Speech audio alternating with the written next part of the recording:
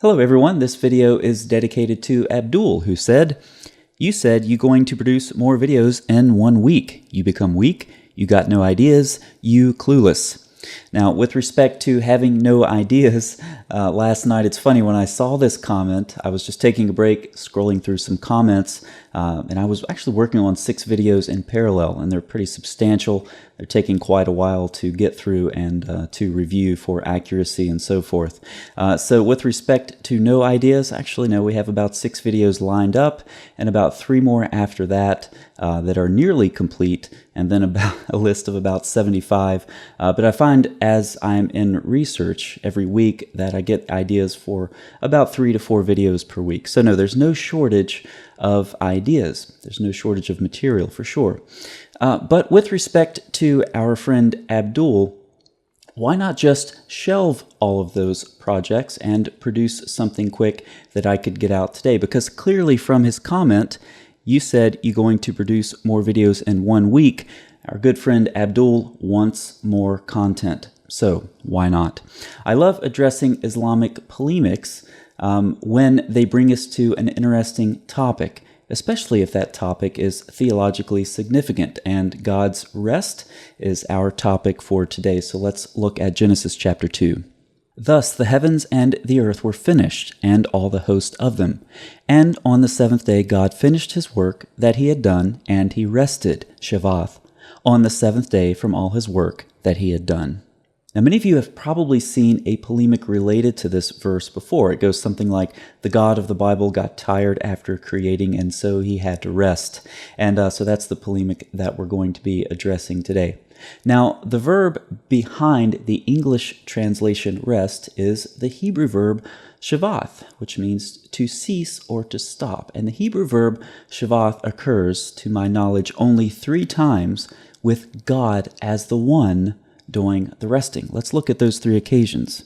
The first one we've already seen from Genesis chapter 2, verse 2, referring to creation. And then in the following verse, Genesis 2:3, we have it, of course, referring to the same event again. And then we have the same verb shavath in Exodus 31:17.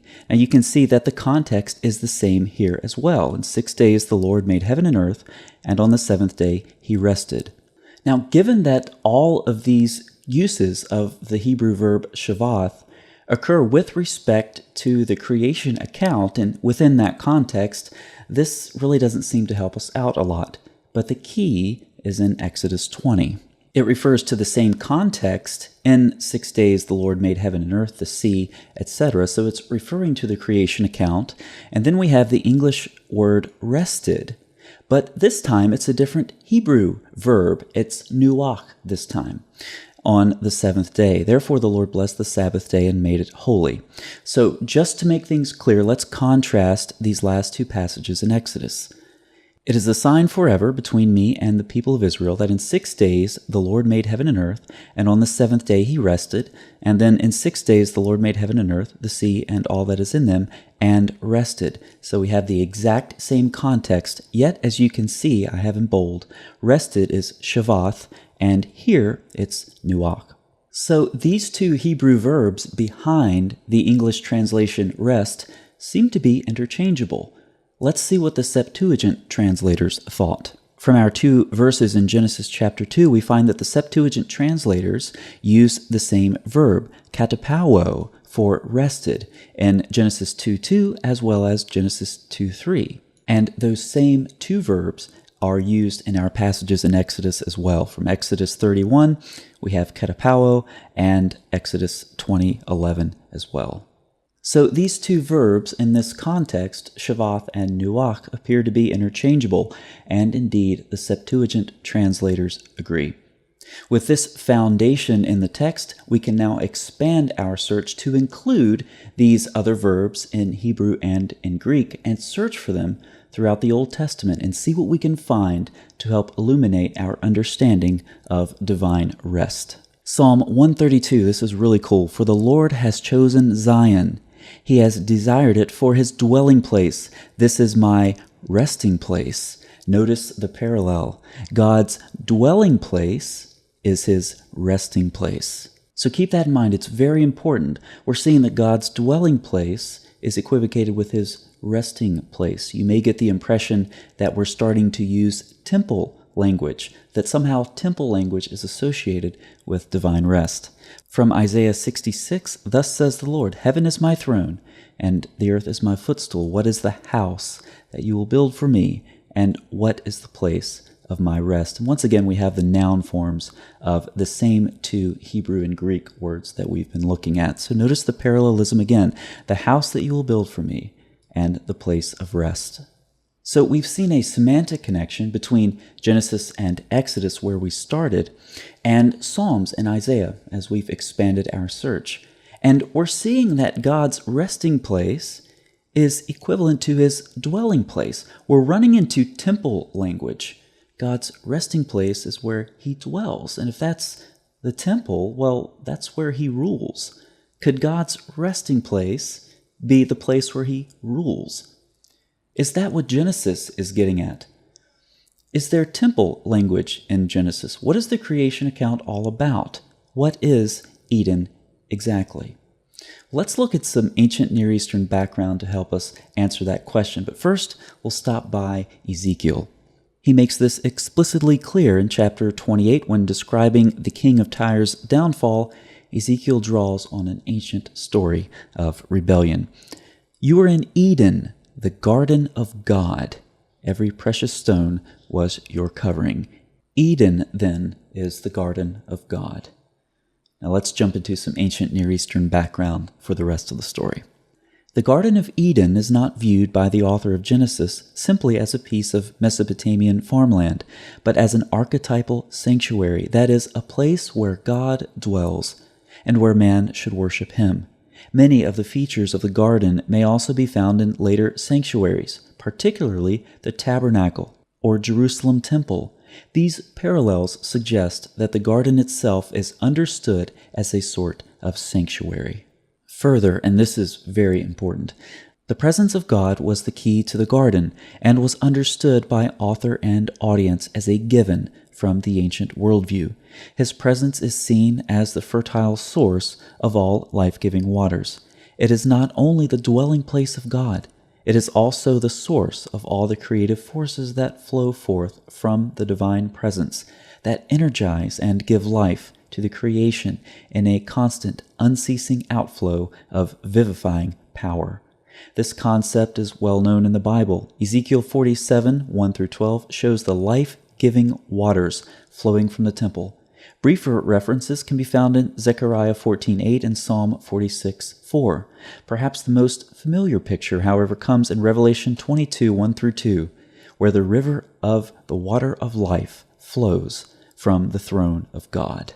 So Eden is a sort of cosmic temple, the very dwelling place of God, and there's a lot of imagery in the creation account that describes just that.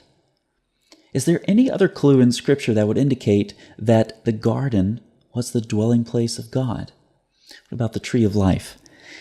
Genesis 2:9 says that the tree of life was in the midst of the garden, and in Revelation chapter 2, "To the one who conquers, I will grant to eat of the tree of life, which is in the paradise of God." Let's add some more ancient Near Eastern background. The concept of divine rest is prominent in ancient Near Eastern literature. Deity's rest is achieved in a temple, generally as a result of order having been established.